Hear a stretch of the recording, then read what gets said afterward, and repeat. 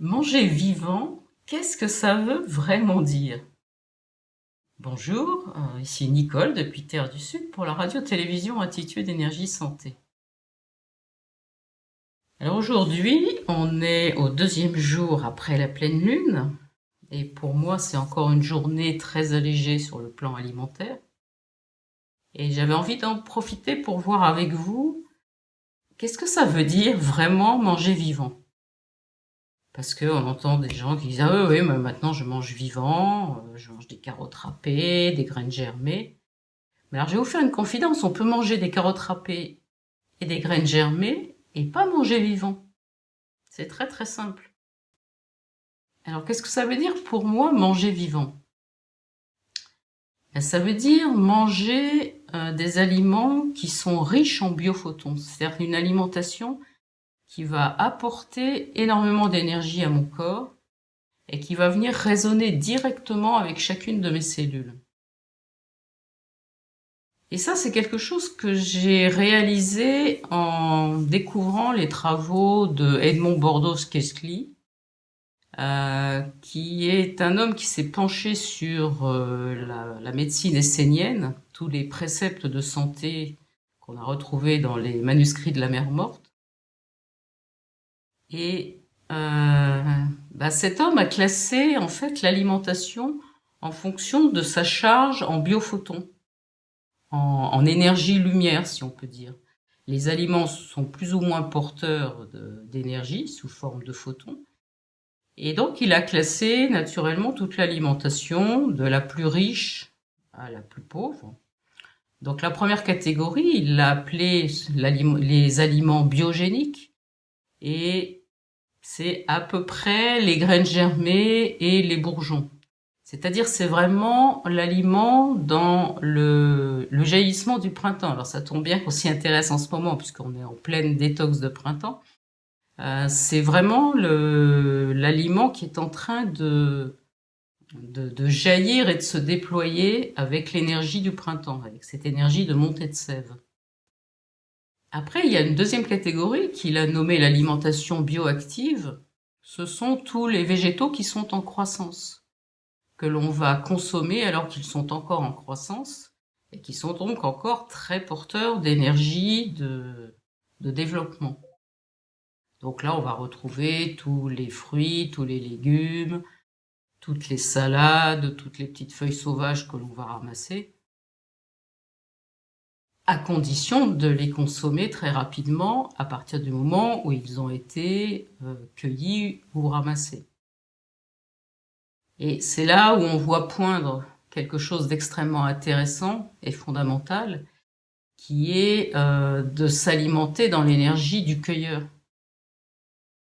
C'est-à-dire dans l'énergie de la personne qui est en train de se déplacer et qui d'un coup ressent les besoins du corps d'apporter du carburant, va cueillir une pomme, ramasser quelques feuilles sauvages et les consommer immédiatement.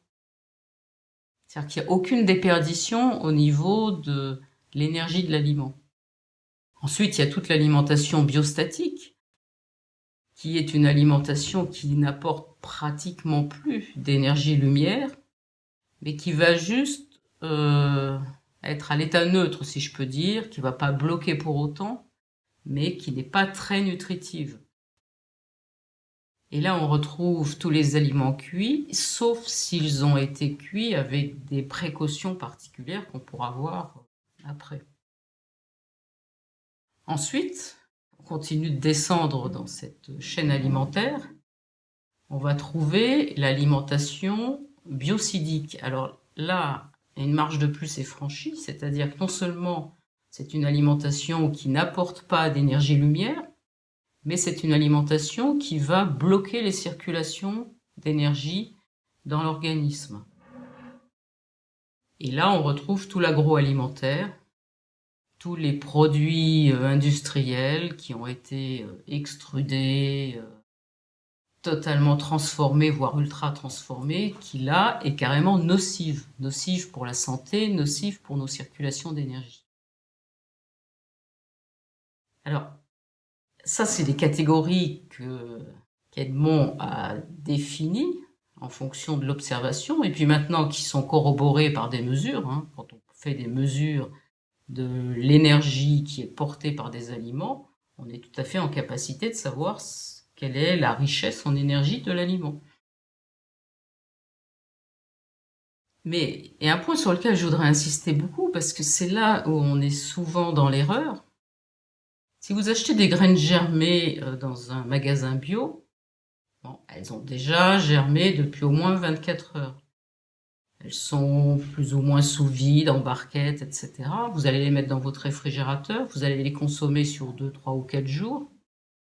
Effectivement, en apparence, elles sont en bon état, mais il faut bien vous dire qu'au 4e jour, vous avez perdu une très très grande partie des biophotons contenus dans ces graines germées qui au départ étaient extrêmement riches. Donc c'est là où on voit bien qu'il ne suffit pas d'être dans la bonne catégorie d'aliments, il y a la nécessité d'être très à l'écoute de ce qu'on va mettre dans son assiette. Et là, je vais prendre l'exemple de la graine de tournesol parce que c'est une graine qui est extrêmement simple à utiliser en graines germées.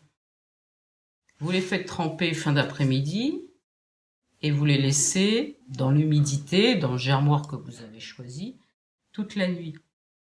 Et c'est une graine que vous allez pouvoir consommer dès le lendemain matin, répartie sur toute la journée. Et là, vous êtes sûr d'avoir la totalité de l'énergie de la graine germée. Et cette graine germée de tournesol, elle va aller s'impacter directement sur notre bloc central énergétique formé par l'estomac, la rate et le pancréas, qui est situé au niveau du plexus solaire. Et le pancréas, c'est la glande qui est reliée au plexus solaire, qui est relié au 3e chakra. Et cette graine germée de tournesol va aller s'impacter directement sur ce plexus solaire. Voilà, c'était juste une manière de ramener quelque chose d'essentiel sur le devant de scène, qui est non pas de respecter des catégories d'aliments, mais de respecter la vie dans l'aliment, de respecter la vie autour de vous. Et voilà, si vous voulez consommer des graines germées, achetez de très très bonnes graines de tournesol, faites-les germer et consommez-les dans la journée qui suit.